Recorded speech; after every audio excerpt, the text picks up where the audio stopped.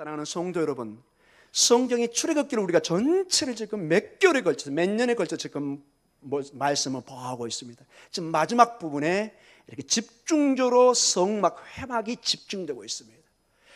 출애굽기의 큰 사건에 출애굽시키는, 애굽에서 탈출시키는 하나님의 구원의 사건이 있고 19장에서 20장에 걸쳐서 시내산에 하나님의 말씀이 주어집니다.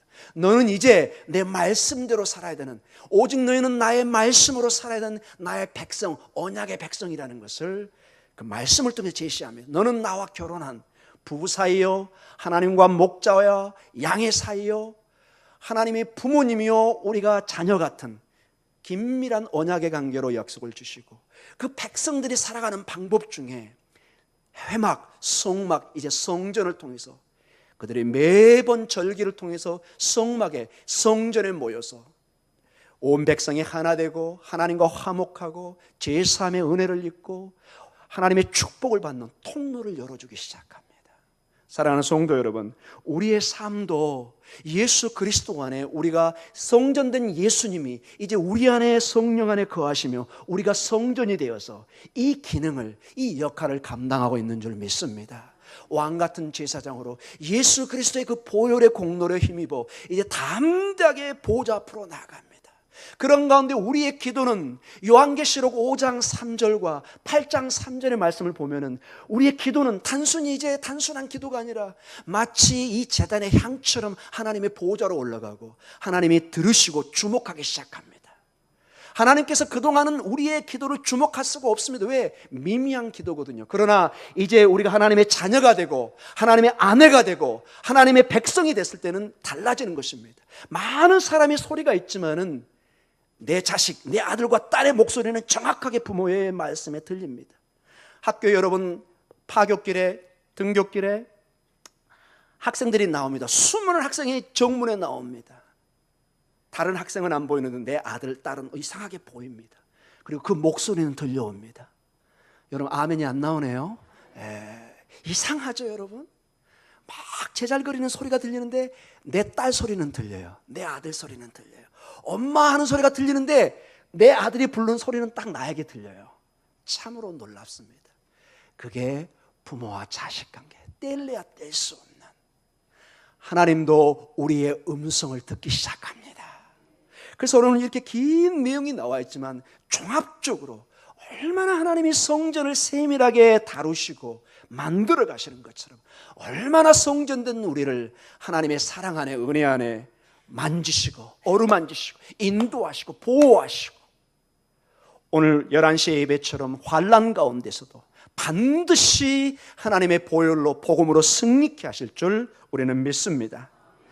우리는 저번에 전체 성막의 구조 중에 성막 그 안에 특별히 지성소를 중심으로 중요한 도구들을 살펴봤습니다. 언약궤와 떡상과 등잔대와 분향제단이었습니다. 오늘은 약간 이제 바깥 뜰입니다. 전체 회막 안에 지성소 밖의 뜰에 오늘 보면은 번제단, 놋두멍, 이런 성막 울타리, 그 다음에 재료들이 나옵니다. 이걸 다시 다 읽으면은 여러분 다 이제 지루하든지 아니면 좋으시든지 다 나가버릴 것 같아서 핵심만 하고 제가 정말 오늘 전하고 싶은 이 번제단에 대해서 나중에 집중적으로 좀 나누겠습니다. 오늘 보니까 본문이 1절에서 7절은 이스라엘 백성의 제사의 가장 중요한 도구 중에 하나인 번제단을 만들게 합니다. 우리 1절 한번 다시 읽어볼까요? 그가 또 조각목으로 번제단을 만들었으니 길이는 5규빗이요 너비도 5규빗이라 네모가 반듯하고 높이는 3규빗이며, 그러면 전체적으로 이 제단이 7절까지 설명이 나옵니다. 그리고 번제단을 만든 다음에 물두멍을 만듭니다. 전체로 씻을 수 있는, 물을 담을 수 있는, 이게 8절입니다. 같이 한번 읽어볼까요? 그가 놋으로 물두멍을 만들고 그 받침도 놋으로 하였으니 곧 회막 문에서 수종드는 여인들의 거울로 만들었더라. 자, 그리고 9절에서 20절까지는 성막 울타리를 만듭니다. 이 회막이 성막에 한계를 지어줍니다. 아무나 들어올 수 없도록 전체 텐트 밖에 큰 울타리를 칩니다. 9절 한번 읽어볼까요? 그가 또 뜰을 만들었으니 나무로 뜰의 남쪽에는 세마포 표장이 100규빗이라. 이런 식으로 전체적으로 20절 같이 읽어볼까요? 성막 말뚝과 뜰 주위의 말뚝은 모두 노시더라. 그러고 이렇게 성막 뜰을 설명하는 것으로 마칩니다. 그리고 21절과 31절에 성막의 재료의 물자 목록을 쭉 설명해 줍니다. 우리 21절 한번 읽어볼까요? 성막 곧 증거막을 위하여 레위 사람이 쓴 재료의 물목은 제사장 아론의 아들 이다말이 모세의 명령대로 계산하였으며, 31절입니다. 뜰 주위의 기둥 받침과 그 휘장의 문의 기둥 받침이며 성막의 모든 말뚝과 뜰 주위의 모든 말뚝을 만들었더라. 이런 식으로 전체 회막이 우리가 그려볼 수 있을 정도로, 제가 저번 주와 그 저번 주에 여기 사진으로 전체 회막이 어떻게 생겼는가 우리가 그림을 통해서 보았습니다. 사진을 통해서. 지금도 이 회막이 이제 예루살렘 성전에 그게 성전으로 지어졌고, 일부 유대인들은 제3의 성전을 지으려고 많은 준비를 하고 있는 것을 제가 이스라엘 있을 때 눈으로 본 경험이 있습니다. 그들은 아직도 메시아들을 기다리고 있으며, 그 메시아를 통해서 그 메시아의 주 기능이 허물어진 성전을 다시 세우는 것입니다.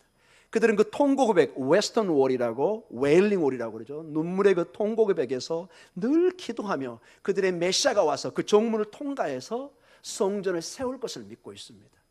그러나 로마서 11장을 통해서 보면은 하나님께서 이방인의 충만한 숫자가 이르면은 신비한 가운데 이 유대인들이 지금도 그들의 메시아를 기다렸는데 깨달음이 오기 시작합니다. 2000년 전 그들이 죽였던 그 예수가 그들의 메시아인 것을 깨달을 날이 옵니다. 제가 91년에 이스라엘 갔을 때 약 한 300명 정도의 메시아닉 주라고 그럽니다. 유대인 중에 예수를 믿는 사람들이 약 한 300명 정도 되고, 저도 한 1, 2년 정도 같이 예배를 드렸던 경험이 있습니다. 최근에 들어보니까 거의 한 2만 명 정도, 상당한 숫자가 유대인 중에 예수님을 메시아로 믿는 사람이 점점점 늘어가서 로마서의 그 예언의 말씀이 점점점 성취되어 가는 것을 보여주고 있습니다. 자, 오늘 저희가 이 성막 중에 중요한 하나를 한번 살펴보면서 은혜를 나누기를 원합니다. 바로 1절과 7절의 번제단에 관한 것입니다. 우리 1절에서부터 우리 7절 여기는 다시 한번 읽어보도록 하겠습니다. 같이 읽습니다. 그가 또 조각목으로 번제단을 만들었으니 길이는 5규빗이요 너비도 5규빗이라. 네모가 반듯하고 높이는 3규빗이며 그 네 모퉁이에 그 뿔을 만들되 그 뿔을 제단과 연결하게 하고 제단을 롯으로 쌌으며 제단의 모든 기구 곧 통과 부삭과 대야와 고기갈고리와 불 옮기는 그릇을 다 롯으로 만들고 제단을 위하여 녹구물을 만들어 제단 주위에 가장자리 아래 두되 제단 밖에 절반에 오르게 하고 그 녹구물 네 모퉁이에 채를 꿰일고리 넷을 부어 만들었으며 6절입니다. 채를 조각으로 만들어 롯으로 싸고 7절 제단 양쪽 고리에 그 채를 꿰어 매게 하였으며 제단은 널판으로 속이 비게 만들었더라. 이 제단, 여기 보면 2절에 뿔도 나오는데 이게 나중에는 유명한 피난처도 됩니다. 사람들이 죄를 드릴 때 마지막 희망을 거는 게 이 제단 뿔을 잡는 것입니다. 그래서 살려달라고 예언하는 모습도 우리가 언뜻 봅니다. 자, 이 번제단이 얼마나 중요한 기능을 가지고 있을까요? 여러분, 레위기 6장 12절과 13절에 보면은 일단 이 번제단의 1차 기능이 나옵니다. 우리 같이 한번 읽어볼까요? 제단 위에 불은 항상 피어 꺼지지 않게 할지니 제사장은 아침마다 나무를 그 위에 태우고 번제물을 그 위에 벌려놓고 하목제의 기름을 그 위에서 불사를 지며 불은 끊임이 없이 제단 위에 피워 꺼지지 않게 할지니라. 자, 이 번제단 위에 항상 불을 지펴서 짐승을 잡고 때로는 피를 뿌리게 합니다. 여러분, 왜 항상 불이 켜 있어야 될까요? 여기 불이 타고 있어야 될까요? 전체적인 이 맥락을 통해서 보면은 이스라엘 백성이 한두 명이 아니고 굉장히 많은 사람이 있습니다. 그래서 그 모든 사람들을 제사를 대행하기 위해서는 불이 꺼지면 안 되는 것입니다. 항상 불이 켜 있어서 이스라엘 백성들이 제사를 드릴 수 있는 번제단에 하나님 앞에 제물을 드릴 수 있는 준비를 해야 되기 때문에 불을 꺼트려서는 안 되는 것을 우리가 알 수가 있습니다.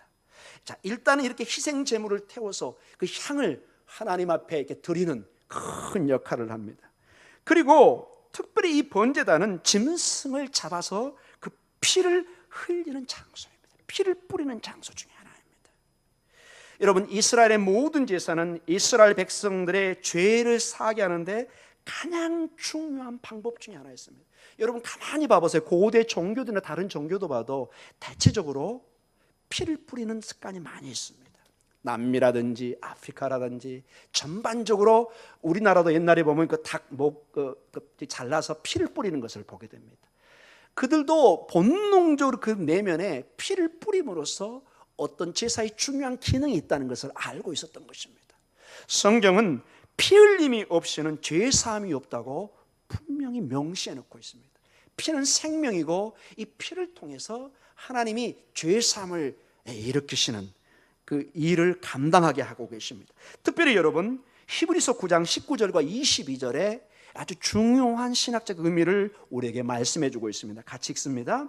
모세가 율법대로 모든 계명을 온 백성에게 말한 후에 송아지와 염소의 피 및 물과 붉은 양털과 우슬조를 취하여 그 두루마리와 온 백성에게 뿌리며 이르되 이는 하나님이 너에게 명하신 언약의 피라 하고 또한 이와 같이 피를 장막과 섬기는 일에 쓰는 모든 그릇에 뿌렸느니라. 율법을 따라 거의 모든 물건이 피로써 정결하게 되나니 피 흘림이 없은즉 사함이 없느니라. 아멘.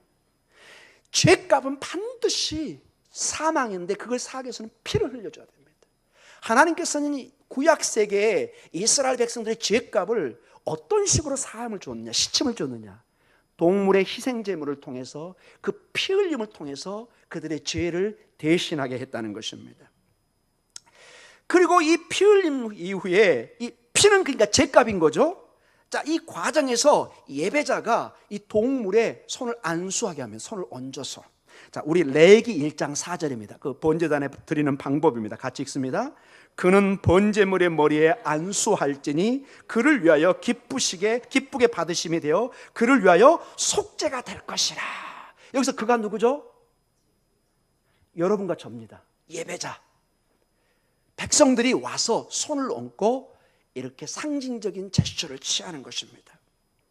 그리고 안수한 짐승을 잡아서 제사장들이 제단에 피를 뿌리기 시작합니다.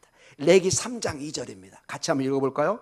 레위기 3장 2절입니다. 그 예물의 머리에 안수하고 해망문에서 잡을 것이요 아론의 자손 제사장들은 그 피를 제단 사방에 뿌릴 것이며. 이렇게 좀 잔인해 보이지만 이것을 여러분 지금 동물 보호 입장에서 잔인합니다 이렇게 말할 수는 없습니다. 이거는 독특한 제사제도이기 때문에 우리가 4,000년 전에 2,000년에 가지고 지금의 방법으로 당신은 윤리적으로 어긋납니다 이렇게 말할 수는 없는 것이죠. 하나님께서는 이 방법을 통해서 제사함의 길을 열어놓고 있습니다. 즉 이 제사제도는, 이 피뿌림의 제사제도는 예배자와 희생 짐승을 동일시하는 상징적 의미가 있는 것을 보게 됩니다. 사실 누가 죄가 있어요? 그 소인가요? 염소인가요? 여러분과 전가요? 예, 우리란 말을 참 하기는 어렵지만 우리는 알잖아요. 그 짐승이, 소가, 그 염소가 죄 진 것이 아니라 제가 손을 얹을 때는 죄인된 내 죄를 이 짐승에게 전가시킨다고 합니다. 전가시킵니다. 내 죄를 상징적으로 거기에 다 올려놓는 것입니다.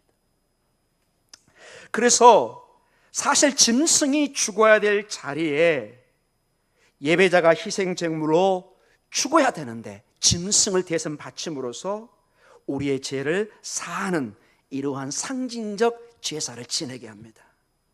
사랑하는 성도님, 왜 이게 필요했을까요? 성경을 통해서 보면은 우리가 다 하나님 앞에 죄인이라고 그럽니다. 세상에 가서 믿지 않는 사람에게 이 죄의 개념을 설명하기는 무척 어렵습니다. 되게 좀 착실하게 굉장히 윤리적으로 바르게 사는 사람에게 당신 죄인이라고 그러면은 증거를 대보라고 그러면 내가 뭘 잘못했는지, 이 죄의 개념이 그래서 우리 성경의 개념과 좀 다른 것입니다. 로마서 3장 23절에는 분명히 우리 근본적인 아담의 후손인 우리는 죄로부터 태어나서 죄로 살아가는 인생인 것을 얘기합니다. 같이 한번 읽어볼까요? 모든 사람이 죄를 범하였음에 하나님의 영광에 이르지 못하다니. 모든 사람이 근본적으로 우리의 피의 DNA에 이 아담 후손들은 원초적으로 본래적인 하나님 앞에 죄성을 가지고 있고, 이것은 우리의 힘으로 감당할 수가 없고 그 죄의 사기 사망이기 때문에 누구나에게 인생에는 죽음이라는 게 다가옵니다. 그러나 예배자가 그의 손을 짐승에 올릴 때 예배자의 죄가 희생 전물에 전가되는 것입니다. 좀 어려운 단어죠. 우리의 죄가 그 짐승에게로 옮겨지는 상징적 예식을 치르는 것입니다. 그리고 희생제물은 그 죄인의 죄를 대신하여 대속물로 죽는 것입니다. 내가 죽어야 되는데 짐승이 대신 죽는 것입니다. 그들은 매년 하나님 앞에 나와서 죄에 대한 속죄의 희생제자를 지냄으로써 이 죄를 사함받는 일을 했습니다. 왜냐? 오직 피의 제사만이 그들을 구원하는 유일한 방법이었습니다. 그들은 이 희생의 피가 하나님께 나아가는 유일한 길인 것을 알고 있었습니다. 심지어는 이미 주님께서 유월절 때, 여러분, 이스라엘 백성이 이 문지방에 뭘 바르게 하죠? 양의 피를 바르게 합니다. 양의 피를 바르게 합니다. 하나님의 구원의 계획에 이 피를 통한 하나님의 구원의 계획이 있는 것을 보게 됩니다. 자, 이것이 구약제도고 이 성막의 중요한 도구 중에 하나인 이 번제단의 기능입니다. 그런데 여러분, 신약에 와서 보니까 이 제도, 이 놀라운 하나님의 구원의, 구속의, 죄사함의 방법에 한계가 있다는 것입니다. 마치 율법이 그 귀한 것이 하나님의 말씀이지만 율법으로는 구원을 얻지가 못합니다. 율법은 오히려 우리에게 죄성을 드러냅니다. 율법은 마치 거울처럼 우리를 비춰줍니다. 너는 이 율법에 있을 때 죄인이다. 하나님의 영광에 이르지 못한다. 이 번제단도 항상 우리에게 비칩니다. 너는 늘 죄인이다. 너는 매년 반복해서 제사를 지내야 된다. 자, 우리 히브리서 10장 1절과 4절에 이 번제 제물의 핏부림의 한계를 좀 보도록 하겠습니다. 자, 같이 읽을까요? 율법은 장차올 좋은 일의 그림자일 뿐이요 참 형상이 아니므로 해마다 늘 드리는 것 같은 제사로는 나오는 자들은 언제나 온전하게 할 수 없느니라.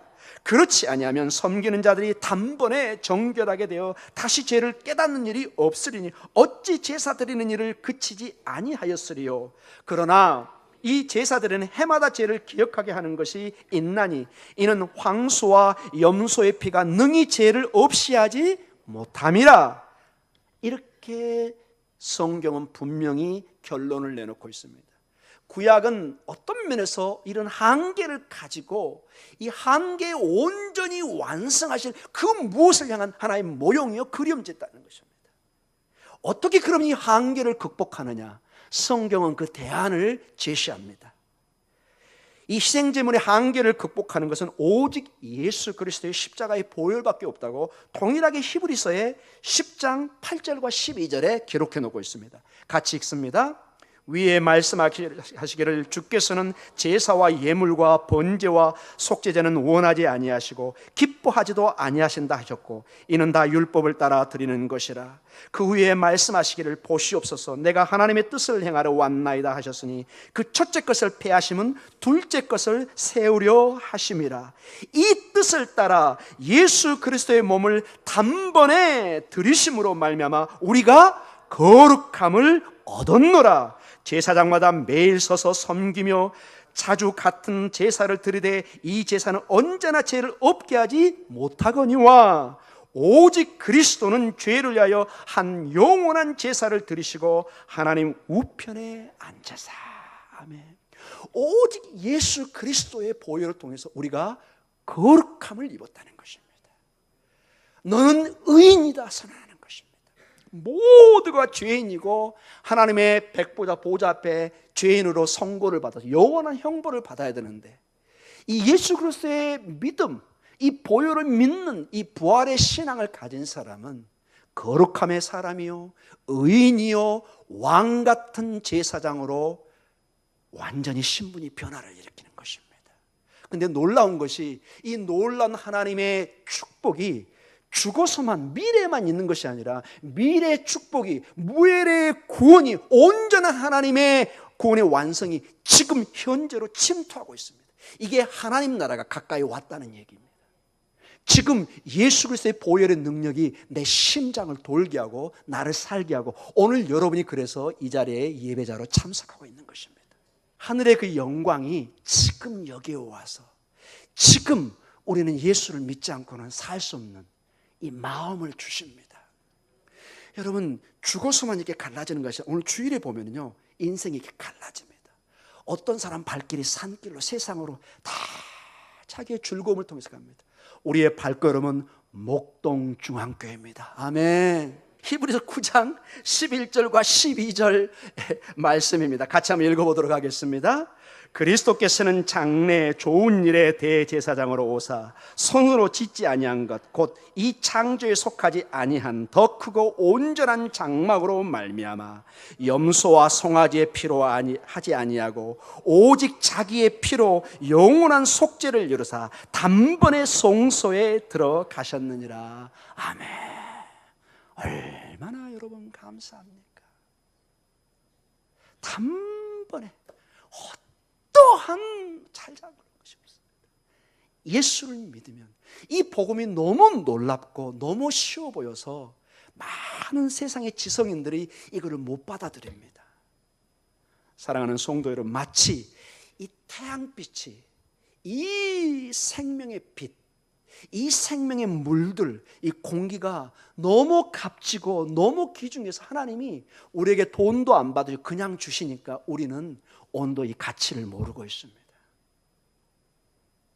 이 복음의 진리가 너무 이건 계산이 불가능합니다. 그래서 선물로 주시는 것입니다. 이 선물을 가장 값진 하나님의 은혜로 생각하고 그 은혜의 보답에게 살아가는 여러분에게 복된 축복이 있을 줄 믿습니다. 하나님은 이 은혜를 감사하고 예배하고 기도하는 자를 기뻐 받으실 줄 믿습니다. 사랑하는 성도 여러분, 복음의 피만이 하나님을 기쁘시게 하고 우리를 구원하는 유일한 길입니다. 우리의 이 예배가 오직 예수 그리스도의 복음만을 우리가 선포하고 그 복음을 붙들고 그 복음의 뿌리를 내리고 살아갈 때, 마라나타의 주님이 오실 때 우리는 기쁨으로 주님을 맞이하고 착하고 충성된 종이라는 칭찬을 받을 줄 믿습니다. 우리 다 같이 기도하겠습니다.